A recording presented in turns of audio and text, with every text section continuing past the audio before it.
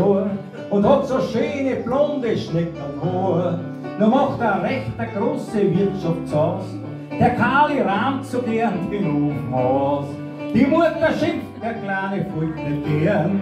Die Mutter sagt, jetzt wirst du eine Geschichte hören. Und ob du's glaubst jetzt oder nicht, ich selber hab erlebt, was ich jetzt red. Ein Schneeflockerl und ein Rußflankerl, die spielen Fangen um die Welt. Sagt Schneeflockerl zu dem Rußflankerl, du erwischt mich niemals nicht. Oh, was Rußflankerl und das Schneeflockerl doch erwischt. Und es haben sie dann schwarz und weiß miteinander gemischt. Und Schneeflockerl und das Rußflankerl sind jetzt schwarz, so wie die Nacht.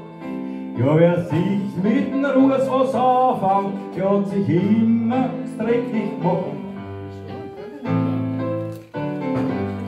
Der kleine Kali wird ein junger Mann, es rennt am Charlie seine Freunde an.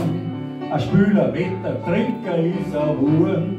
Die Mutter hat er aus die Augen verloren.